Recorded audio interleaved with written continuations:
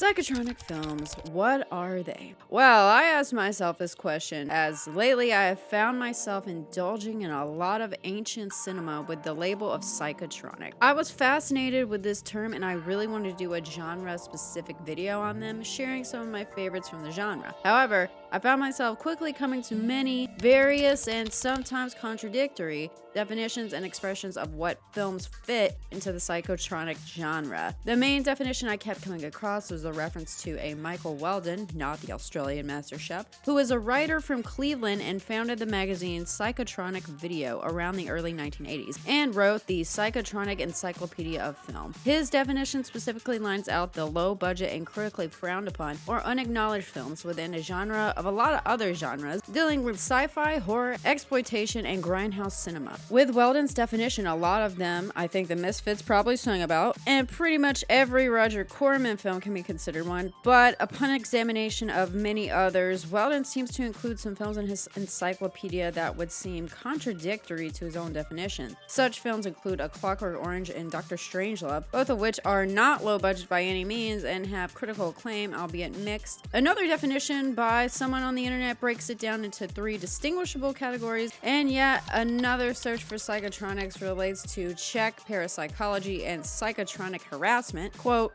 aka electronic harassment. So what the hell is a psychotronic film already, and what films go into the category? If we're just going off Michael Weldon's definition, I mean nearly every film that I've covered on this channel could be arguably included. Honestly, when I first heard the term psychotronic, I automatically associated it with films dealing with a psychoanalyst perspective or some kind of psychological horror theme. Perhaps the films also had elements of supernatural influence or technological sci-fi implementation, which isn't exactly wrong, but psychotronic films seem to be so subjectively vast in inclusion that it's a little hard to decide what fits in and what doesn't based on an incomplete, sort of specific, but at times contradictory definition. So, while these films could or could not be considered psychotronic, they kind of fit into a definition I have for psychotronic: low budget, psychologically and sci-fi-ically inclined with some absurd aspects, talking heads and insect injectables included.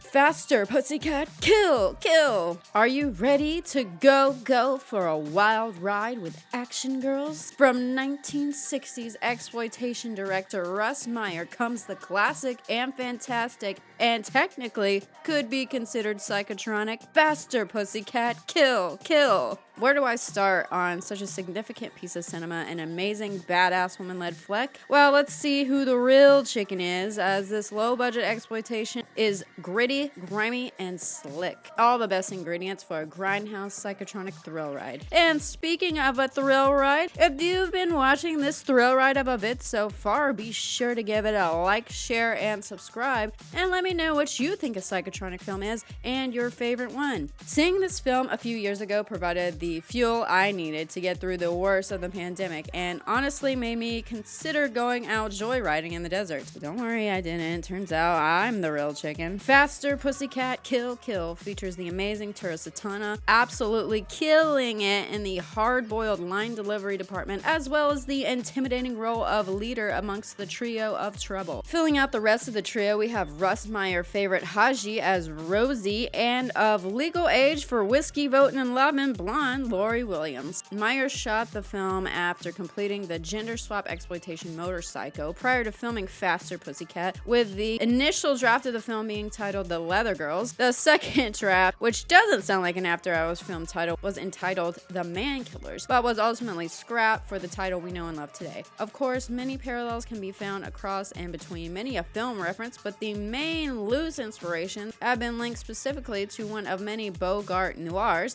The Desperate Hours, and Ingmar Bergman's The Virgin Spring. And hey, haven't we mentioned that last one somewhere before? Now, let's get this go-go show on the road, as we talk about how this flick is black and white as an answer to a low budget rather than an aesthetic choice. Filming was done outside of Mojave. Along with Meyer's strict military-like film set etiquette and regimen, there was apparently a lot of tension on set between then 16-year-old Susan Bernard, who plays Linda, and the other actors. I mean, I could see how working beside someone someone like Tura Satana would be a little more than intimidating. One of the most impressive things, I think, however, was how Satana choreographed the majority of the fight sequences, being the only one on set who apparently had experience doing that. While at the time of its release it was a theatrical and critical failure, it's anything but that. Finally, it has reached the point of perspective, appreciation, and cult status. Faster Pussycat provides car-chasing thrills, hard-boiled dialogue, and fight sequences that truly make it one of my favorite, and technically psychotronic, films.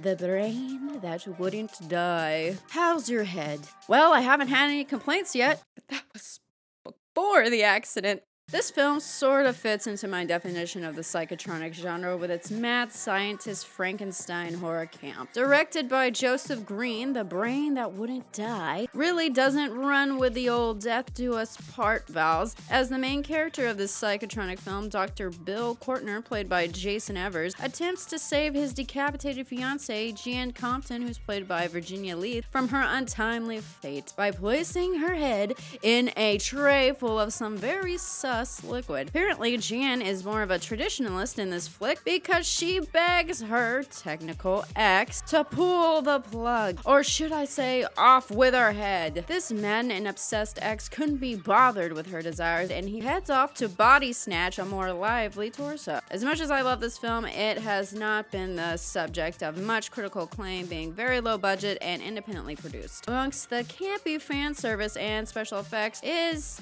pretty impressive for being so low budget and an indie film. When I first watched this film, I was impressed by Jan and the Pan, as the creative workarounds on a tight budget and indie production aren't easy. And trust me, I know, because I've worked on many a student film. So I think the effects were definitely not the worst I've seen. I also want to mention that while this film has been colorized, I think the best version to watch is the black and white original print. This vintage aesthetic really gives more to the horror story than its colorized version, in my opinion. Let's give a hand to the head that lacks a body, as Virginia Lee's performance is definitely not giving a body with its head cut off. Originally shot in New York in 1959, this head case of a film went through many a name change before its release in 1962, with potential titles including I Was a Teenage Brain Surgeon, The Black Door, and The Head That Wouldn't Die. We'd also lose our heads if we didn't discuss The Monster in the Closet, which, come on now, it's 2023, let's stop hiding in the closet. Eddie Carmel, a giant actor in a small role, plays the vindictive monster in the closet who teams up with Jan in the Pan. While many people point out its grotesque quality and cheap payoffs, we don't have to bite the head off this film's campy intentions. While its concept is imperfect and not ahead of its time, similar media being released before it, like Professor Dow's Head and The Head, The Brain That Wouldn't Die remains one of my favorite black and white horror films and possible psychotronic work. And remember, sometimes it isn't the wisest to want someone's head on a platter. The Astro Zombies. What's more terrifying than a zombie created by an insidious flesh-eating disease or by spiritual conjuring? I'd say a zombie created in a lab designed to create the ultimate subservient killer. The Astro Zombies is far from being Ted B. Mickles' best film, I love the Doll Squad, but is pretty impressive knowing that he shot all of it in 2 weeks' time. Also being the last Mickles movie to be co-written and co-produced by Wayne Rogers of MASH, the film has been infamously referenced by the band called Misfits. Astro Zombies is deliriously absurd and so ridiculously campy that it's a household name on its own for those aspects. Mickles apparently started writing this feature after his debut movie Strike Me Deadly. And wow, this film comparatively seems like a far cry from the aforementioned thriller. Let me just say that I'm pretty sure this film fits psychotronic genre in many, many ways. Starting with the fact that if you sit through this without something else going on at the same time, you're gonna feel like you turn into an Astro Zombie, because this film feels like the longest 90-ish minutes of all time. And I love this film. But when you have the super too long shots and the near impossible to decipher dialogue, the sound is awful. And I'm proud to say that I passed the hearing test. One of the only tests I passed. It gets a little tedious. Okay,